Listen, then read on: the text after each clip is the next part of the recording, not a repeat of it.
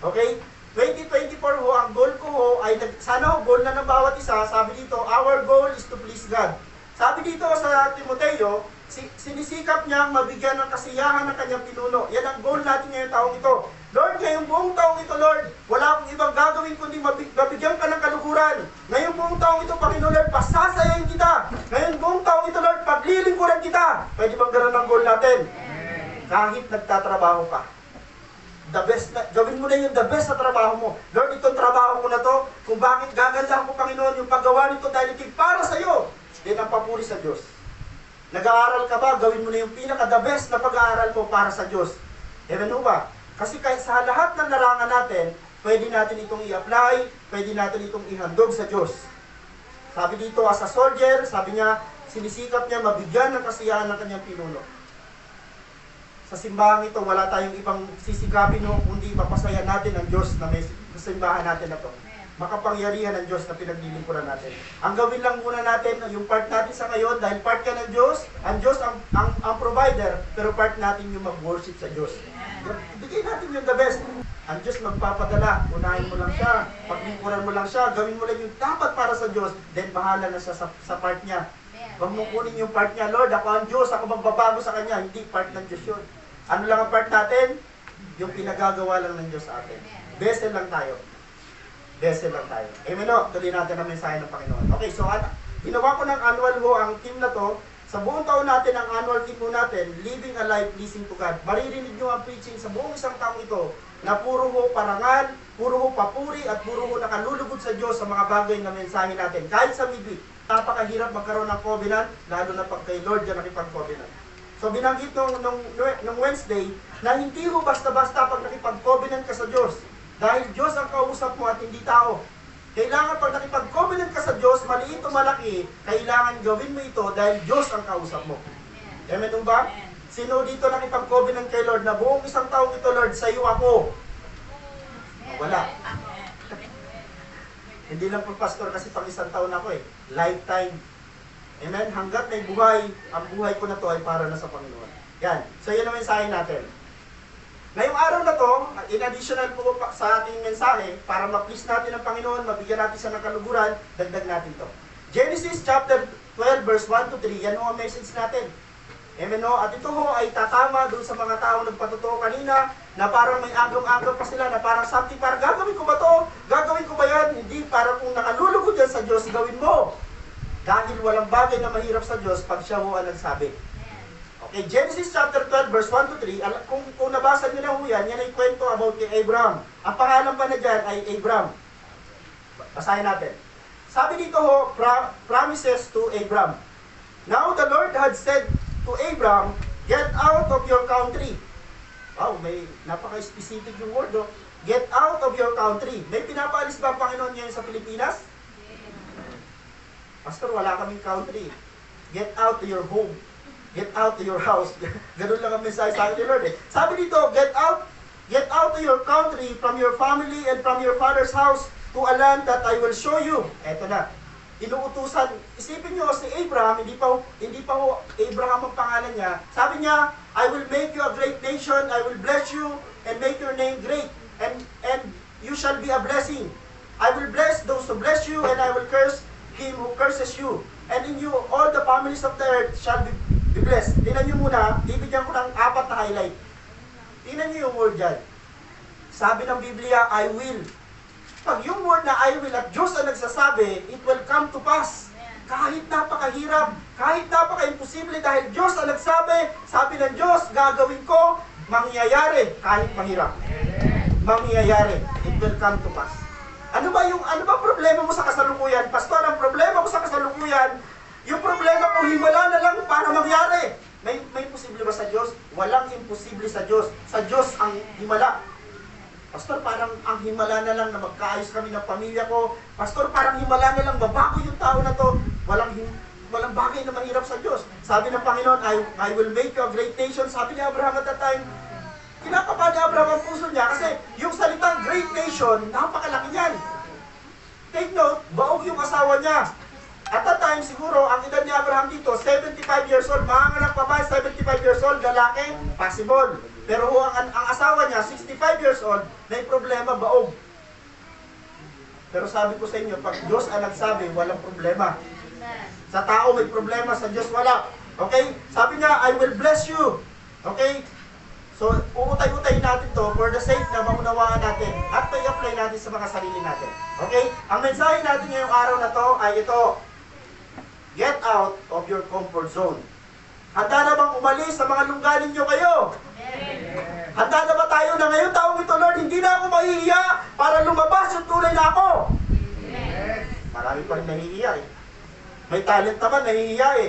Pero para kay Lord, Lord, hindi na ako mahihiya. Wala akong hiya. Para sa iyo.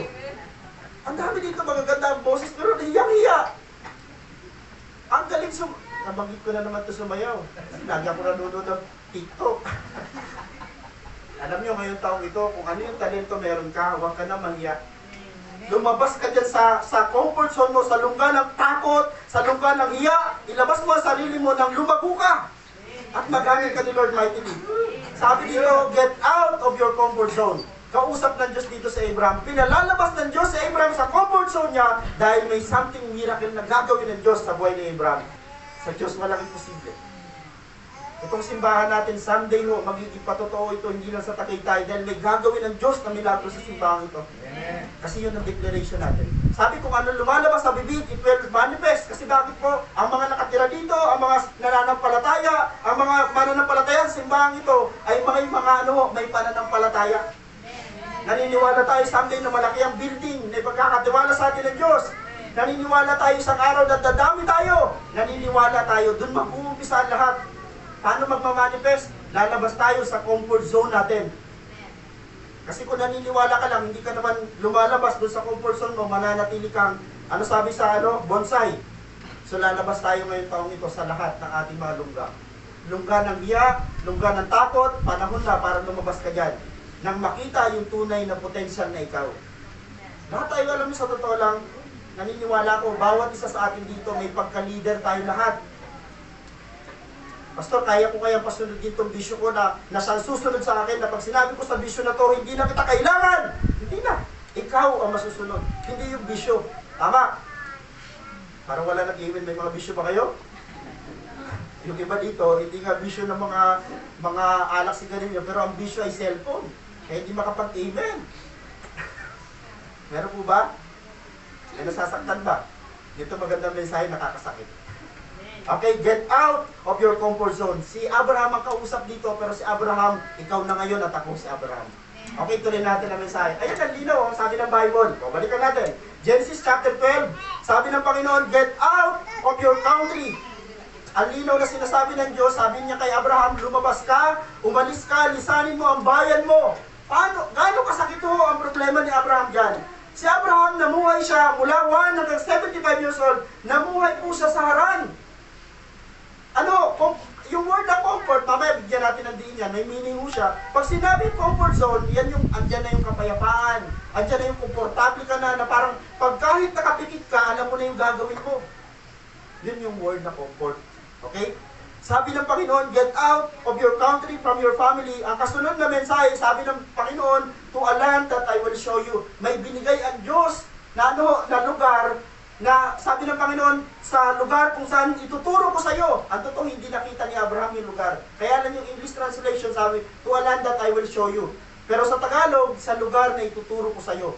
Hindi pa nakikita ni Abraham yung lugar ng Kanaan, pero naniwala na siyang maganda ang lugar na yon para sa kanya. Mga kapatid, pag pinalalabas ka ng Diyos sa isang lugar, yes, hindi mo alam yung ano mangyayari sa iyo doon sa lugar na yon, pero kung ang Diyos ang nagsabi, magtiwala ka, hindi ka mapapahamak. Amen. Okay ho, sabi dito, to a land that I will show you. And true na, pag binasa niyo pagdating sa 4, verse 4, anong ginawa ni Abraham? Sumunod si Abraham. Kaya siya naging father of faith. Hindi pa niya alam yung lugar, hindi niya alam kung ano yung sinasabi ng Diyos, pero naniniwala lang siya. Sumusunod lang siya. Verse 4, pag binasa niyo yung verse 4, sumunod si Abraham. Walang pag-aalinlangan. Ito ho ang pinakaunang pagsubok ni Abraham, hindi ho yung paghandog kay Isaac. Alam niyo bang napakadali na kay Abraham maghandog kay Isaac? Kasi bakit? Itong utos na ito, yung comfort zone ni Abraham, kaya niyang i-give up. Pag sinabing comfort zone, alam ni Abraham, hindi na siya dito Alam niyo sa totoo lang, huwag naman sana tamaan dito yung mga may trabaho na, pero gusto nang paalisin ng Diyos sa trabaho niya.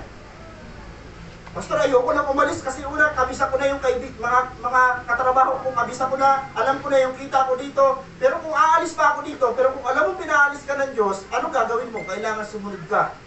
Pero alam niyo po, maraming mga tao hindi sumusunod kasi takot sila. Hindi ko kasi alam, Pastor, yung mangyayari sa akin. Ang tawag nga natin dyan, get out of your comfort zone. Sino dito yung mga nakalis na sa comfort zone niya, tapos nakikita mo ngayon ang sarili mo, aba, eto na ako. Alam niyo, kung ako ho ay hindi nawala sa akin yung hiya, takot, hindi ho ako nagpastor. Ang dami kong hiya sa katauhan ko nung panahon. Ang dami kong takot sa katauhan ko nung panahon. Purihin ng Diyos, naniwala ako sa Diyos. Naniwala ako sa Diyos. Nagagamitin niya ako. Bulol din ako, kagaya ni Moses. Mahina din ang isip ko, kagaya ho nino. Ang dami sa Bible may mga ganon. Hindi ko kaya. Kaya ka nga tinawag ng Diyos dahil hindi mo kaya, pero kaya niya. Balik tayo dito, to a land that I will show you. Okay. So, puntahan muna natin, didiinan natin to, get out of your comfort zone. Umalis ka na sa lugar kung saan napaka-komportable na ng buhay mo. Pastor, bakit kaya pinaalis ako ng Diyos? Ito pa yung mensahe ng Panginoon. Sarap-sarap kaya. Ang buhay ko ngayon, Pastor, ganito. Pagising ko sa umaga, mula sa bahay, trabaho, uwi. Tapos ngayon, binabago ng Diyos ang buhay mo. Pag-araw ng linggo, nilalagay ng Panginoon siya. Dati nung mga hindi tayo Kristiyano, wala naman Diyos. Hindi kasama ang Diyos sa plano, tama? Ang Lunes at ang Sunday natin, iba ang allocation natin. Lunes hanggang Sabado, para sa trabaho, kung nagtatrabaho. Lunes hanggang Friday, para sa school, kung nag-aaral. Bahay, school. Pero ngayon, dinadagdag ng Diyos siya dahil siya ang pinakamahalaga. Pag Sunday, magpahinga ka sa presensya ng Diyos. Amen mo ba? Amen. Dalawang bagay mamaya didiinan ko. Sa mga taong umaalis sa comfort zone, may something na the best na ginagawa ng Diyos. Mga kapatid. Okay? Ano ba ang ibig sabihin dito? What is comfort zone? Dictionary. Ano ba ang comfort zone? Sabi dito sa dictionary, a place or situation where one feels safe or at ease and without stress. Ayan. So lahat tayo dito ay nakakaranas ng comfort zone sa buhay natin. Ano daw yan? Ang comfort zone ay pwedeng lugar. May mga tao dito ayaw lumabas ng kwarto. Sa kwarto sa nakakaranas ng comfort zone, pero wala siyang kaibigan. Paano kaya yun? Kwarto lang ang buhay niya, kwarto lang. Ang tawag sa kanya sa panahon na to, yung gusto lang mapag-isa, anong tawag? Introvert. Dati wala sa amin yung mga panahon namin, walang introvert. Puro lang kami text, walang introvert. Sabi dito pwedeng ang comfort zone mo ay matatagpuan mo sa isang lugar. Kaya pala may mga tao ayaw lumabas ng bahay para makipag-socialize, para makipagkwentuhan sa iba. Kasi bakit po? Ang comfort zone niya hindi maiwanan. Hindi ko kayang lumabas sa kasi andito ay kapayapaan ko, andito yung komportable ako. Pag lumabas ako, baka ma-expose ako, ayaw ma-expose. Mga kapatid, Kristyano tayo, hindi tayo nilikha ng Diyos para lang doon tayo manatili sa lugar na yun. I-expose ka talaga ni Lord kasi bakit to ipapakilala ng Diyos ang kanyang pangalan sa buhay mo. Amen ba tayo dyan? O ito daw ay isang sitwasyon. Pwede pala yun, sitwasyon. Then palalimin natin yan, sabi dito ito psychological state. A comfort zone is a familiar psychological state where people are at ease and in control of their environment, experiencing low levels of anxiety and stress. Sabi ni Bardwick, it is a behavioral. Asal naman daw ho. May mga tao nakakakuha ng kanilang comfort zone sa kanilang pag-uugali. Kaya diba, pag sinabi may mga kapatiran tayo, sasabihin nila, hindi ko talaga kaya yan. Yung comfort zone niya, yung sinasabi hindi niya kaya, comfort zone niya yun. Ang trabaho ng leader, kakantihin niya itong kanyang membro. Hindi, kaya mo yan. Pero ayaw lumabas sa comfort zone niya. Ano mangyayari? Mauupen. Pero ang trabaho ng leader, ang trabaho ng pastor, ay ipalabas ka, ipush ka sa isang bagay na kailangan mo na umalis dyan. Then someday, pag napagtagumpayan mo yun, wow, magugulat ka, kaya ko pala. Pakisabi sa katabi mo, kaya ko pala. Okay, ito ay nakuha ko lang, research ko ito. Sabi dito, why is stepping out of our comfort zone is important? Dalawang bagay kung bakit napakahalaga na umalis tayo sa comfort zone natin. According mo sa research ko na to. Number one, stepping out of our comfort zone allow us to grow. Wow. Kaya pala pinaalis tayo ng Panginoon sa lugar kung saan komportable ka na dahil lalago ka pala. Panahon na Sabi ng Panginoon, umalis ka sa lugar na yan, umalis ka sa bagay na yan dahil palalaguin kita. Hindi lang basta spiritually, hindi lang emotionally, hindi lang mentally, marami yung aspeto ng buhay ang pinalalago ng mga tao kung umaalis sa kanilang komportableng kalalagayan. Step out your comfort zone. Okay, yan ang una. Pangalawa, it presents opportunities for personal development, strengthens our faith, and help us discover our true potential. Hindi mo alam ang potential mo unless may mga tao nagsasabi sa'yo, kaya mo. Hindi kailangan sa simbahan yung mga pabebe, kailangan dito yung mga walang hiya na magpapagamit sa Diyos at sasabihin, Panginoon, hindi ko ipiplease yung tao, ipiplease kita. Amen o, tuloy natin. Okay, get out of your comfort zone. Yan. So, yung naka-highlight yan, hindi naman totally mababasa mo talaga na sinabi ng Diyos, Abraham, get out of your comfort zone. Walang ganon. Pero sa application nito, pag binasa niya yan, kabuuan na yan, inuutusan ng Diyos si Abraham na lisanin ng bayan niya, kabisan niya na. Ang totoo, hindi lang bayan ang pinapalisan eh. Okay, iwanan mo ang Haran at pumunta ka sa Promised Land, sa Kanaan. Iwanan mo ang kanang iyong ama at pumunta ka sa lugar na to na kasama mo lang ngayong pamilya mo. Sino ang pinaiiwanan? Mga kamag-anak. Paano yung relasyon na may iwan niya doon? Alam niyo bang hindi inisip ni Abraham ang mga bagay na yon? Dahil alam ni Abraham, pagdating niya doon sa lugar na yon, yung i-raise at i-build up niyang nation ay kanya. Okay, dalawang bagay. Kaya kailangan natin umalis sa comfort zone natin. Okay? Sabi dito, why God commanded Abraham to leave his comfort zone? Dalawang bagay lang. Dalawang matitinding bagay na kung i-apply natin sa ating mga sarili, matutuwa ka dahil ito yung mangyayari sa buhay mo. Number one, God will make him a great nation. Sabi ng Diyos kay Abraham, Abraham, get out of your comfort zone. Dahil bakit sabi ng Diyos, God will make him a great nation. At hindi lang yon, sabi niya ng Diyos, and make his name great. Gagawin kong dakila ang iyong dakilang nasyon ang iyong pamilya. Gagawin kong dakila ang iyong pangalan. Saan sinabi yan ng Diyos? Sa Genesis chapter 12 verse 2a, I will make you a great nation and make your name great. Ito mo ang pinakamaganda pag nangako ang Diyos. Sa totoo lang, sa literal na isip ni Abraham, iniisip ni Abraham at that time, Lord, kasi nagtanong sa dyan. Pagdating sa chapter 15, nag-usap uli ang Diyos at si Abraham. Ang sarap sa pakiramdam na nakakausap mo ang Diyos verbally. Grabe yan, ang Diyos nakakausap nila ng lantaran, nakakausap nila ang Diyos, naririnig ang boses. Pag nagsabi ka sa Panginoon, magandang umaga po, sabi ng Diyos, magandang umaga rin sa iyo, yun ang buhay nila nung panahon. Eto si Abraham, sabi niya, pagdating sa 15, Lord, hindi, alipin ko ang magmamana ng aking kayamanan, kasi si Abraham napakayaman na. Pero sabi ng Diyos sa kanya, hindi alipin mo ang magmamana ng iyong yaman, kundi ang anak mo. Nakikita mo ba yung tala sa langit? Grabe, pagtingin ni Abraham, napakaraming tala. Hindi mabilang, sabi ng Diyos. Yan ang magiging inapo mo. Okay, punta ka sa diserto, tingin siya. Ano nakikita mo? Buhangin. Ganyang karami magiging inapo mo. Pag-angat, pagtakat, sabi ni Abraham, grabe. Ilan po ba ang populasyon ng mundo? 8 billion. O sabihin na lang natin, 4 billion dyan, mga ancestors si Abraham. 4 billion. Hindi halos mabilang yun.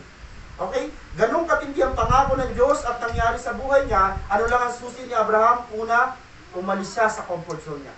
Mga kapatid, ito rin yung pangako ng Diyos sa buhay natin. Okay? Pangalawa, okay, ito. Sabi dito ng Diyos, why God commanded Abraham to leave his comfort zone. Number 2, God will bless him. Kaya pinaalis ng Diyos sa lugar mo at pinapupunta sa ibang lugar para maging pagpapala ka sa iba. Amen. Okay ba yun? To be a blessing. God will bless him to be a blessing. Okay, tuloy natin. I will bless you and you shall be a blessing. Grabe. Ibig sabihin, sobra-sobra yung magiging pagpapalang matatanggap ni Abraham para magbigay din sa iba. Tingnan nyo kung gaano katindi ang blessing ni Abraham. And in you all the families of the earth shall be blessed. Dahil kay Abraham, ang buong sanlibutan ay mapagpapala. Kanino mo nang galing si Jesus Christ? Descendant po niya. Okay. From Abraham, lumitaw sino? Abraham, Isaac, then kay Isaac, lumitaw si Esau at saka si Jacob. From Jacob, lumitaw yung 12 tribes. Sa 12 tribes, nandun yung Judah. Sa Judah, lumabas dyan sino? Si David. Tingnan nyo kung gaano katindi yung calculation. Gaano katindi yung manifestation ng sinabi ng Diyos. Dahil sabi ng Diyos, I will bless you. Diyos ang nagsasabi. Amen. Nagbabasa ka pa ba ng Bible? Amen. Lagi kong binabanggit kasi binabasa ko siya. Alam niyo mga kapatid, pag nagbabasa ka ng Bible, nagsisirculate, yung nalimutan mong pangako sa iyo ng Diyos, nababago kasi binabasa mo. Amen. Ang sarap sa pakiramdam na araw-araw meron ka nababanggit na mensahe ng Panginoon. Okay? And in you, all the families of the earth shall be blessed. Dahil kay Abraham, napagpala mo lahat tayo. Praise the Lord sa buhay po ni Abraham. Okay, reminders. Okay. Reminder ho, walang naging tanyag. Number 1, walang naging tanyag. Name it. Meron ka bang kilalang naging hari, naging lingkod ng Diyos na natanyag, na hindi umalis sa comfort zone niya? Wala. Okay? Walang naging tanyag, napagpala, nagamit at naging lingkod ang Panginoong Diyos na hindi umalis sa kanyang comfort zone. Wala. Amen. May kilala ka ba tao na hindi umalis sa kanyang kinaroroonan at talagang napagpala ang Diyos? Naparangalan ng Diyos sa kanyang buhay? Ang totoo, wala. Kasi lahat ho ay kumilos. Lahat ho ay umalis sa comfort zone nila at hinarap nila yung mga risky na mga challenges. Bibigyan ko kayo ng tatlong example. Si Moses. Ito. Punta tayo kay Moses. Tatlo ho yan. Pangalawa ho ay si Esther. Pangatlo ho ay si David. Yan. Yung tatlong tao na to ay pinasok nila yung risky na buhay. Dahil bakit po sila ho ay nabuhay na-comfort ang kanilang buhay, pero ang sabi ng Diyos, step out on your comfort zone. Umalis ka sa lugar kung saan komportable ka na, umalis ka sa comfort zone mo, kasi ipapakilala ko ang pangalan ko. Naalala nyo si Moses? Si Moses, at the age of 40, nakapatay siya sa Egypt. Nakapatay si Moses. Minsan, yung panahon na nagsasabi, o yung panahon na tumutulong para mag-manifest ang calling mo. Nakapatay ho siya, napunta sa Midian. Ilang taon sa Midian? 40 years. Doon na siya nakapangasawa, doon niya nakilala si Jethro. Sinong biyanan ni Jethro? Ni Moses? Si Jethro. Si Jethro ang nagturo sa kanya na ikaw lang ang leader. Kasi ang pinamumunuan ni Moses at the time ay 3 to 6 million na tao. Isa lang ang leader, 6 million na tao. Kaya, sabi ni Jethro, papatayin mo sa sarili mo. Ngayon, gawin natin ganito. Advisean kita, maglagay ka ng leader na tago 100. Maglagay ka ng leader, itong leader na to, ang calling nito, pang 10,000, dun siya. Kaya mo iba-iba ang calling natin. Someday, lahat tayo magiging leader. Huwag kang magtaka kung bakit leader lang ako, pastor, sa ilan lang. Yan lang ang kaya mo. Yes. Pastor, bakit kaya pinamumuna ko ng Diyos sa marami? Yan ang kaya mo. Amen ba tayo dyan? Amen. Kung isang araw i-allow ng Diyos na tayo mag-100, mag-200, mag-500, dahil yun na yung kapasidad ng pastor. Yun na yung kapasidad ng leader. Okay? Si Moses, 40 years old siya, 40, naging 80 siya sa Midian. Naging 80 years old na siya dyan. So, 1 to 40, nandun siya sa Egypt. So, 41, 40 to 80, nandun siya sa Midian. Tinawag siya ng Diyos sa pamamagitan ng burning bush. Ang ganda mo ng encounter ni Moses at the time. May ginagawa si Moses, nakita niya nagliliyab yung maliit na puno. Grabe, nagulat siya. Sabi, nung lalapit na siya, sabi ng puno, nagsasalita yung apoy, sabi, hubarin mo yung sandalyas mo. Dahil banal yung lugar na to. Bakit naging banal? Andun yung presensya ng Diyos. Si Moses, ang pinaka-the best na pagkakilanlan kay Moses, siya yung pinakamatapang na simpleng tao lang naman. Sino siya? Siya yung nag-confront sa hari ng Egypto. Ang hari ng Egypto ay Paraon. Moses chosen by God to lead the Israelites out of Egypt. Siya ang pinili ng Diyos. Ano nangyari kay Moses? Sabi niya dito, initially lacked confidence in his abilities. Si Moses ang napakaraming angal sa buhay. Si Moses ang tinawag ng Diyos, sabi ng Diyos, tinatawag kita para pamunuan mo ang Israelita palabas ng Egypto. Ang sabi ni Moses, Lord, may damage po ang labi ko. Utal po ako. Ang sinasabi ni Moses at the time, makukonfirm mo sa conversation nila ng Diyos na talagang ayaw niyang umalis sa comfort zone niya kasi payapa na ang buhay niya. May asawa na siya, may anak pa siya. Komportable na siya. Ang inaalala na lang ni Moses, pamilya niya at yung mga kawan. Ayaw na ni Moses magkaroon ng extra miles. Quote-in-quote, extra miles. Alam niyo ba sa paglilingkod sa Diyos, naglalagay ka ng extra miles para sa Diyos. Wala kayong blessing pag kay Lord ka nagdagdag. Di ba tayo dito pag nag-OT? Extra miles ang tawag natin doon. Wala bang blessing? Meron. How much kay Lord? Si Lord pa talaga ang ating babawasan. Sabi ng Panginoon, papitas naman ang oras mo. Alam niyo ba, Sunday, parang pitas na oras ng Diyos? Ilan lang bang oras mauupo tayo dito? Hindi ba ito magkukonsume ng kalahating araw? Ganun lang ang hinihingi sa atin ng Panginoon. Okay, he obediently confronted Pharaoh, the most powerful ruler of his time. Grabe. Okay, sabi ng Panginoon, ang dami mong rason. Sabi ni Moses, hindi ko kaya kasi utal ang bibig ko. Hindi ko kaya kasi hindi ako marunong magsalita. Sabi ng Panginoon, pumunta ka. Gagamitin ko yung kuya mo, tagapagsalita mo. Then, na-convince na ngayon si Moses. Pagpunta ni Moses sa Pharaoh, si Moses napakatapang na. Bakit po? Puno na siya, filled na siya ng presensya ng Diyos. Grabe. Sabi ng Panginoon, di ka ba maniniwala? Ipasok mo yung kamay mo sa jacket. Sa ano mo? Sa suot mo. Paglabas, may ketong. Pag binalik, wala. Okay, yung tungkod ni Aaron. Paghampas, naging ahas. Pagdampot, naging tungkod. Ang dami pong pinatunayan muna ng Diyos. Alam mo, sa totoo lang, wag sanang ganun ang ugali natin. Si Moses, to see is to believe. Si Abraham, hindi. Hindi pa niya nakikita, naniwala na siya. Kaya si Abraham, ang father of faith, hindi si Moses. Tama? Okay. Sabi dito, okay, demanding the release of God's people. Pagharap ni Moses sa Parao, sabi ni Moses sa Parao, sinasabi ng Diyos namin, palayain mo ang bayang Israel. Sabi ng Parao, sino yung Diyos nyo? Kasi alam ng Parao, walang ibang Diyos kundi siya lang. Kasi nung panahon na salitang pero ay katumbas ng Diyos. Sabi ng Parao, sino yung Diyos nyo? Sabi ng Diyos, sabi ni Abraham, ang Diyos ko ay si ako nga. Okay? Okay, ito na. Moses stepped out of his comfort zone, relying on God's strength and guidance, and eventually led the Israelites to freedom. Praise the Lord. May nangyari kong kakaiba. Pag lumabas ka sa comfort zone mo, kapatid, may lalaya. Una, ikaw. Pangalawa, yung mga tao kong palalayain gamit ikaw. Pwede ba natin palapakan ng Diyos sa bagay mo? Pastor, gusto kong may lumayang mga tao. Kapatid, ikaw muna. Bakit punong-puno ka ng kulungan sa sarili mo? Ikaw muna ang lumaya para makapagpalaya ka ng ibang tao. Si Moses, malaya na sa hiya. Malaya na si Moses sa takot. Ngayon, pagharap niya sa Parao, wala na siyang kaba. Wala na siyang hiya. Ano nangyari? Yung Parao namula. Yung Parao biglang nagulantang. Ito ang ginawa ni Moses sa kanya. Dahil sa sinabi ni Moses, nangyari mo ang 10 salot.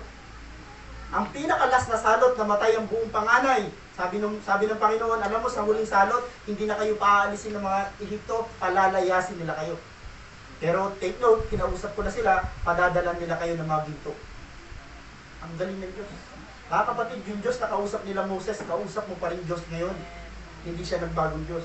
Okay? Si Moses na walang kakayanan, si Moses na punong-puno ng hiya sa sarili, punong-puno ng ang kanyang sarili, sinasabi niya, mahina siya, hindi niya kaya, pero nung lumabas siya, yung potential ni Moses para mamuno, hayag na hayag. Alam niyo bang siya ang pinakamarami yung inilig na tao? Isipin mo, 3 to 6 million na tao ang kanyang nilig. Kasi ang counting at that time, 600,000 na lalaki. Lalaki pa lang yung 600,000, wala pa yung mga asawa at wala pa yung mga anak. Okay, pangalawa, si Esther. Isang babae na ginamit ng Diyos para masave ang kanyang bayan. Sabi dito, approaching the king. Kung paano problema ni Moses yung haharap sa hari ng Ehipto, sa Parao, ganun din ang naging problema ni Esther. Ang problema, si Esther, yung haharapin niya, asawa niya naman. Ba't yan ang yung problema yon? Sino dito may problema minsan pagharap sa asawa? Asawa mo na lang to ha, pero problemado ka pa. Paano ko siya haharapin? Si Esther, ganun ang naging problema niya. Paano ko kaya haharapin yung asawa ko? Bakit kaya? Ang totoo, pag binasa mo ang kwento, hindi naman magagalitin ng asawa ni Esther. Yung asawa ni Esther, mahal naman siya. Ang daming asawa nung hari. Pero si Esther ang reyna, siya ang pinakamamahal. Pero bakit siya takot na takot tumarap? Dahil hindi siya pinatatawag.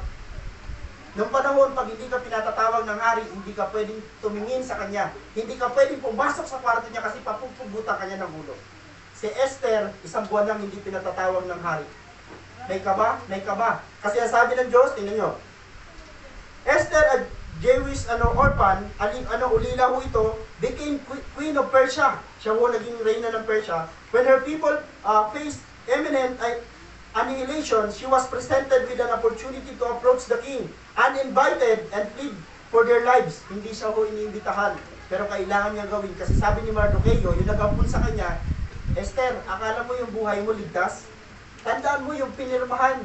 Gamit ho, pinirmahan ng hari. Kasi sabi ni Haman, ipapaubos niya lahat ng Hudyo na pirmahan na ng hari. Sabi ni Mardocheo, pag hindi mo inayos ang sarili mo, mamamatay ka rin. Kasi Hudyo ka. Tandaan mo nakalagay sa pirma, lahat ng Hudyo, walang exempted kahit isa. Sabi ni Esther sa kay Mardoqueo, teka, ipag-pray mo ako, magpapasting ako ng 3 days bago ako haharap sa hari kahit hindi niya ako pinatatawag. Patay na kung patay. Sino dito ang gano'n ang buhay? Sabi ko, Lord, grabe na ngayon ang ginagawa ng demonyo. Lantaran na. Ano? Kailan ka lalantad? Panahon na para lumantad ang mga Kristiyano. Get out of your comfort zone. Lumabas tayo. Hindi lang sa simbahan tayo mga ngaral, lumabas tayo. Amen. O may kapitbahay ka ba? Na baka mamatay na lang yan, hindi mo pa napupuntahan at nasisiran. Ako ho, nagpapasalamat nung pumunta ako isang beses dito ho, sa ating kapatiran. Nakita ko yung pamphlet ho, yung mga tracts nandun sa front ng kanilang tindahan. Sabi ko, Lord, nakakatuwa. Natutuwa ako, parang gusto kong kumuha ng isa. Para magbasa, no? Okay, sabi dito, despite the grave risk involved, Esther chose to step out of her comfort zone, displaying great courage. As a result, her people were saved, and she became a symbol of bravery and faith. Dahil ho sa ginawa ni Esther, naging maganda siyang patutuo. Pagharap niya sa hari, tapos na sila mag-fasting, yung panahon no, walang magagawa mga katulong. Pag nag-fasting ang amo nyo, kasama ang katulong. Nag-fasting sila, buong katulong ni Esther. Ngayon, paglapit nila, nandun na siya sa pinto, pero puno na sila ng prayer. Pinag-pray na siya ni Mardoqueo, ng buong Israelita, nag-pray pa sila, pagharap nila ho sa hari. Pagbukas ng pinto, ramdam mo sa senaryo ho, walang kaba na si Esther. Pagbukas ng pinto, nakita ng hari yung kanyang asawa, alam niyo, itinaas yung setro. Yung setro, ang simbolo, natanggap ka sa lugar na yon. Itinapat, then pinapasok. Ano nangyari ho? Pinakinggan ng hari ang daing ni Esther. Sabi ni Esther, mahal na hari, pinapapatay po kami ni Haman. Nagpatayo ho siya ng 70 feet high na bitayan para ho kay Mardoqueo. Sabi ng mahal na hari, siya ang ibibitay doon. Tingnan nyo ang nangyayari. Umalis ka lang sa comfort zone mo, pinagtulong-tulungan ka, ano nangyari? Sila ho napahamak sa bitag nila. Yung nagpatayo ng 75 feet high na bitayan, siya ang binitay kasama ng kanyang 10 anak. Si Haman. Punta tayo kay David. Okay, dito tayo matatapos. Okay, si Moses, umalis siya sa comfort zone niya. Ano nangyari? Lumaya siya sa kanyang pagiging matatakutin, sa kanyang pagiging mahiyain, sa kanyang walang katiwala sa sarili niya. Then, yung mga alipin na palaya niya ho. Si Esther ho, dahil sa kanyang katapangan, naligtas niya ho ang kanyang buong angkan. Buong angkan ang ating pinag-uusapan. Sino si David? Okay, si David ho. Sabi dito, si David ho, facing Goliath. Di na ho mawawala yan. Pag nabanggit si David, si Goliath ang kasunod. David, a young shepherd boy, confronted the giant warrior Goliath when no one else, dared to do so. Walang matapang na humarap kay Goliath. Eto ngayon yung bata, sabi ko nga, alam nyo, ang kwento niya, totoo, ganito. Sabi nung tatay, David, huwag kang sumama sa mga kuya mo. Kasi yung mga kuya mo, mga sundalo, ikaw huwag kang sumama. Bata ka pa, at syempre may takot yung tatay na mamatay si David sa digmaan, bata pa. Sabi ng tatay, diyan ka na lang sa tupa natin. Alam niyo ba ang mga kuya ni David, galit na galit kay David nung nakita siya nandun sa kampo? Kasi bakit po? Yung mga kawan, iiwan. Comfort zone ni David at that time yung plak. Comfort zone ni David at that time yung puso ng kanyang ama. Pero bakit po ang tatay niya naputos dito? Kasi ito na yung right time. Alam niyo bang ang right time i-introduce ka para ma-promote? Yung right time ang magiging daan para magkaroon ka ng promotion. Okay? So sabi dito, he stepped out in faith, relying on God's strength to defeat the giants with a single stone. Isipin nyo, ang dala ni David na bato, 5. Basahin nyo sa Bible, 5 ang dala niyang bato. There is bang 4. May mga iba-iba ho definition niya, may iba-iba meaning. Pero isa lang ho ang kanyang ginamit at yun ang pumatay kay Goliath. Grabe ano? David's story teaches us that even the most challenging battles can be won if we trust in God and take courageous steps towards our calling. Kaya natin nung talunin, kaya natin paglabanan ng kahit anumang malalaking pagsubok na meron ka kung magtitiwala ka sa Diyos. Amen. Sabi ni David, alam mo, sa totoo lang pinahiya ni David ang buong kapulungan ng mga Israelita at that time. Sabi niya sa kuya niya, sabi niya sa hari ng Israel, which is siya ang susunod na hari, sabi niya kay Saul, wala na ba talagang Diyos ang Israel? Kasi alam niya ang Diyos, wala ho sa laki.